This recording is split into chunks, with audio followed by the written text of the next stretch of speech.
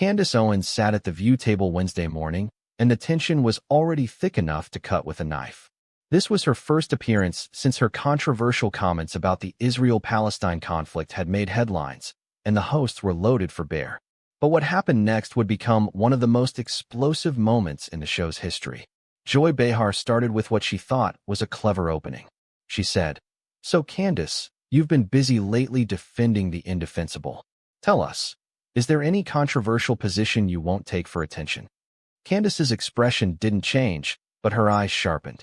She said, "Interesting way to start an interview, Joy. No hello, no welcome, just straight to character assassination.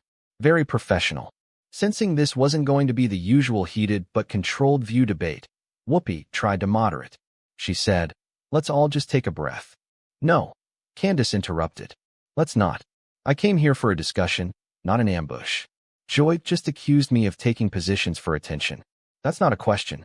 It's an insult disguised as journalism." Joy doubled down. She said, "Well, if the shoe fits." Candace leaned forward. "You mean the shoe you've been trying to force on every black conservative for 20 years? The one that says we can't possibly think for ourselves? We must be performing for approval." Sunny Hostin jumped in. She said, "Candace, you have to admit your positions often seem designed to provoke." Candace turned to her. She said, "Provoke? Like when I said children shouldn't be exposed to sexual content in schools. Like when I said we should support law enforcement. Since when did common sense become provocation?" The temperature at the table was rising fast. Alyssa Farah Griffin tried a different approach. She said, "I think what we're trying to understand is how you reconcile." "Stop." Candace held up her hand. "Stop pretending this is about understanding. You brought me here to gang up on me, to make me the villain for your audience. Well, I'm not playing." Joy's voice turned nasty. She said, "Oh, please. You love playing the victim." That's when Candace stood up. Not dramatically, just suddenly. She said, "Victim? Joy, you've been on this show for decades, making millions while claiming to be oppressed. You live in a Manhattan penthouse and vacation in the Hamptons, but I'm playing victim because I won't let you insult me?" The audience gasped. This was getting personal. Joy's face reddened. She said, "At least I didn't sell out my own people for a paycheck." The table went silent. Even the other hosts looked shocked. Candace's voice dropped dangerously low. She said, "There it is. There's the real Joy Behar. The one who thinks she owns black people's thoughts.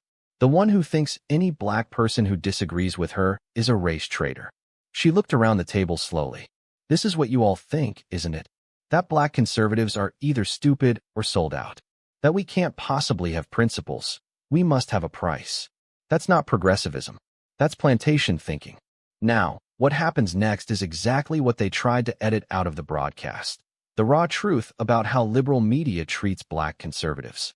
If you want to see what they desperately tried to hide, subscribe right now. We're exposing the footage they don't want you to see. Hit subscribe and join thousands who refuse to be deceived. Whoopi tried to restore order. She said, "Candace, nobody's saying." "You just did." Candace's voice rose. "Joy just said I sold out my people." "My people? Since when does Joy Behar get to decide who my people are? Since when does she get to auction off my authenticity?" Sarah Haynes attempted to de-escalate.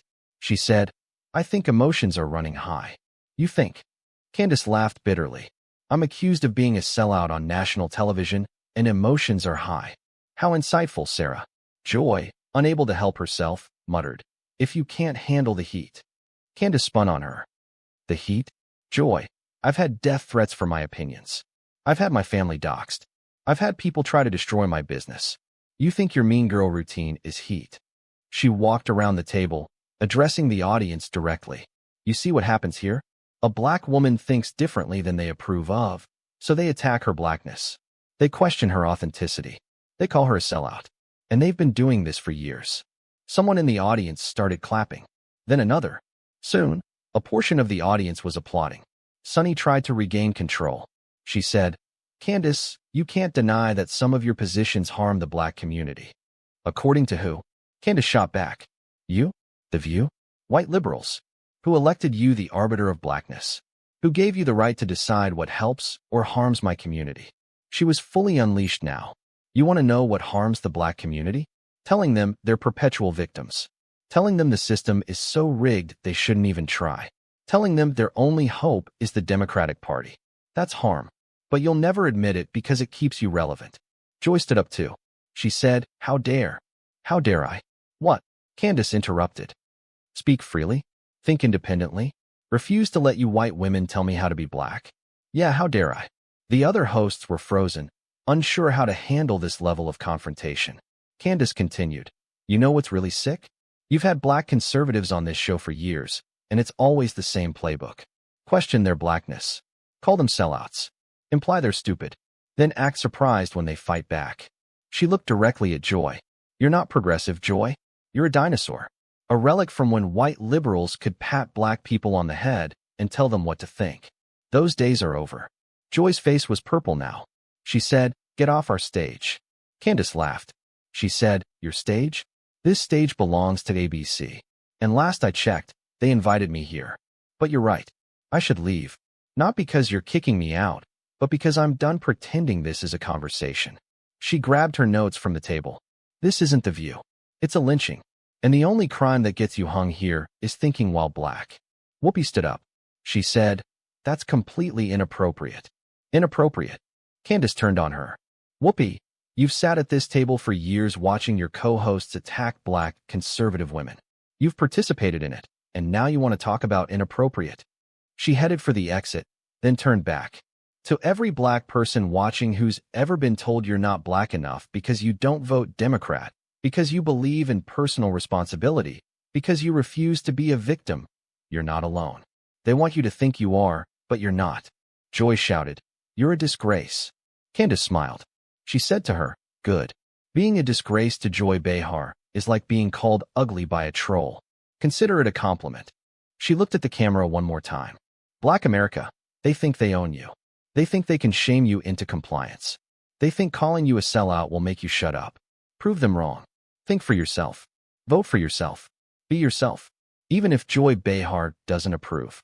She walked off to explosive reactions. Massive applause from some, boos from others, everyone talking at once. The show immediately cut to commercial, but the studio was in chaos. Audience members were on their feet, some arguing, some cheering, some demanding Candace be brought back. During the break, Joy could be heard saying, "I don't care what anyone thinks. She is a sellout." Several black audience members stood up and walked out in protest. When they returned from commercial, the hosts tried to continue, but the damage was done. They looked shaken, defensive, unsure how to proceed. Within minutes, #Candace Destroys the View was trending. The clip spread faster than anything the show had produced in years. But what really made it explode was the racial dynamics. White hosts questioning a black woman's authenticity. Candace, still in the parking lot, went live on Instagram. She said, "Just walked off The View after Joy Behar called me a sellout to my people. Apparently, my people are whoever Joy Behar says they are. The plantation is alive and well, folks. It just has better lighting." The video got 15 million views in 4 hours. The response split largely along ideological lines, but even some liberals couldn't defend what had happened. The optics of white women telling a black woman she'd betrayed her race were impossible to spin. Van Jones tweeted, "I disagree with Candace Owens on everything, but watching white hosts police her blackness was painful. We have to do better." Even Don Lemon commented, "The View crossed a line today. Disagreement is fine. Questioning someone's racial authenticity is not." The View released a statement calling the segment a passionate discussion about important issues and claiming they welcomed diverse viewpoints. Nobody bought it. Within 48 hours, multiple black, conservative women revealed similar experiences on the show. A pattern emerged that was impossible to ignore. Diamond and Silk released a video. "They did the same thing to us." It's their playbook for black conservatives. The backlash was severe. Sponsors expressed concern. The network ordered a review. Joy Behar was notably absent from the next 2 episodes, officially due to a previously scheduled break. A week later, Candace did a long-form interview about the incident. She was calm, measured, and devastating. She said, "I didn't go there to cause a scene. I went to have a discussion. But when Joy Behar, a wealthy white woman, told me I sold out my own people, something snapped. I realized I wasn't there as a guest. I was there as a target." When asked if she regretted walking off, she smiled. "My only regret is that I stayed as long as I did. I should have walked off the moment they questioned my blackness. But I'm glad it happened. It showed everyone what black conservatives face every day, not just disagreement, but dehumanization. The incident became a watershed moment in discussions about political diversity in the black community. The phrase "sold out my own people" became shorthand for liberal attempts to control black thought. Months later, the views ratings among black viewers had dropped significantly. They tried bringing on other black conservatives to show balance, but the damage was done. At a speaking event, Candace reflected on that morning. She said, "Joy Behar did me a favor. She showed America that the real racism isn't where they tell you to look. It's in the mirrors of those who think they own your mind because of your skin." She freed me to speak even louder. The revolution wasn't scheduled in the show notes. It was a black woman refusing to let white women auction off her authenticity. It was dignity walking out the door rather than staying for humiliation. It was proof that sometimes the most powerful statement you can make is refusing to play their game.